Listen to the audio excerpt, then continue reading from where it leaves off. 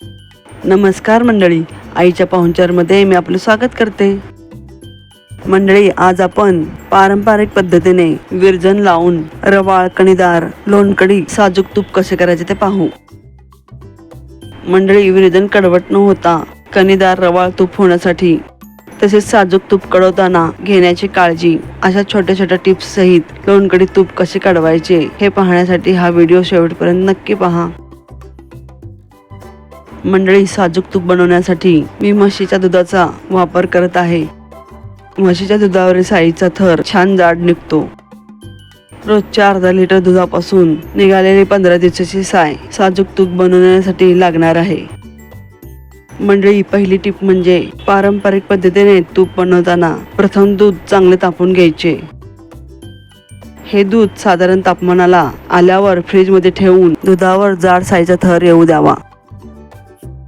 आता विरजण लावण्याच्या भांड्यामध्ये जमा झालेली साय काढून त्यामध्ये 1 चमचा दह्याचे विरजण घालून छान मिक्स करून घ्यायचे. हे विरजण 3-4 तास साधारण तापमानावर झाकून ठेवावे. विरजण लागल्यावर हे भांडे फ्रीजमध्ये ठेवावे. दुसऱ्या दिवशी विरजण लावलेले भांडे बाहेर काढून त्यात दुसऱ्या दिवशीची साय घालून विरजण चांगले मिक्स करून घ्यायचे. पुन्हा हे भांडे फ्रीजमध्ये ठेवावे. आता महत्त्वाची दुसरी टिप म्हणजे आता या विरजणमध्ये तिसऱ्या दिवशीची साय घालून विरजण छान मिक्स करून हे विरजण 2-3 तास साधारण तापमानाला ठेवायचे. हे विरजण लागल्यावर फ्रीजमध्ये ठेवायचे. मंडळी, लक्षात ठेवा की पहिल्या दिवशी विरजण लावून हे भांडे फ्रीज बाहेर 2-3 तास ठेवायचे. नंतर पुढील 2 दिवस साय घालून विरजण मिक्स करून विरजण बाहेर न ठेवता फ्रीजमध्ये ठेवायचे. नंतर तिसऱ्या दिवशी हे विरजण लागण्यासाठी 2-3 तास बाहेर ठेवायचे. अशीच प्रक्रिया पुढील 15 ते 20 दिवसाची साय साठेपर्यंत करायची. या प्रक्रियेमुळे विरजण अजिबात कडवट होत नाही आणि लोण्यासही कडवटपणा येत नाही. मंडळी, आता जमा झालेल्या साईमधील निम्मे विरजण मिक्सर जारमध्ये घालून मिक्सरवर 2-3 मिनिट छान फेटून घ्यायचे. पहा मंडळी, छान लोणी वर आले आहे. मंडळी, तिसरी टीप म्हणजे उन्हाळ्यात जर लोणी फेटत असाल तर त्यात थंड पाणी किंवा बर्फ घालून हे लोणी फेटून घ्यायचे. आणि जर थंडीमध्ये किंवा हिवाळ्यात लोणी पटकन निघण्यासाठी त्यात गरम पाणी घालून मिक्सरवर हे विरजण फेटून घ्यायचे. आता हे लोणी एका भांड्यात काढून घ्यायचे आणि पुन्हा मिक्सर भांड्यात राहिलेले विरजण घालून त्यात आवश्यकतेनुसार पाणी घालून 2-3 मिनिट छान फेटून घ्यायचे. मंडळी, चौथी टीप म्हणजे रवीने घुसळून लोणी काढण्यापेक्षा मिक्सरमधून हे लोणी झटपट आणि जास्त निघते. तसेच तूप कडवताना त्यात बेरीचे प्रमाण कमी निघते. आता लोण्याबरोबर निघालेले टाक एका भांड्यात काढून त्यात थोडेसे पाणी घालून लोणी चांगले चोळून धुवून घ्यायचे.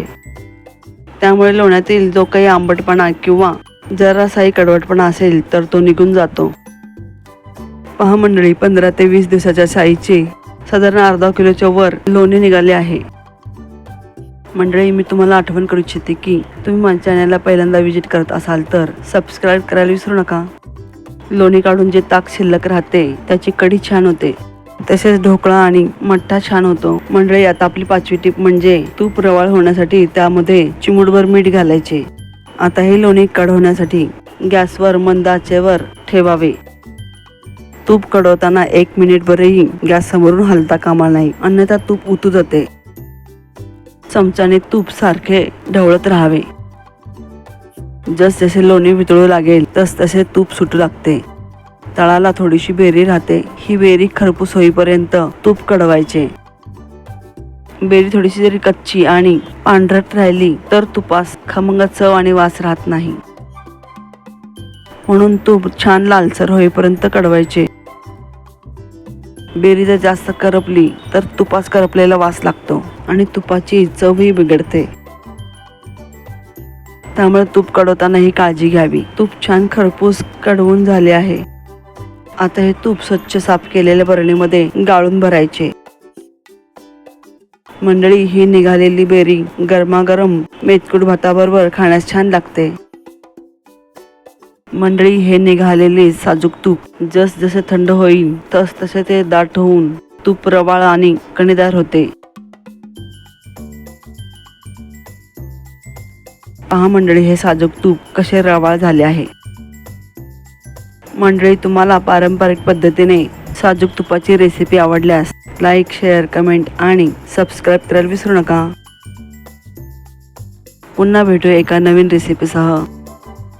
तोपर्यंत मस्त खा आणि स्वस्त रहा. धन्यवाद.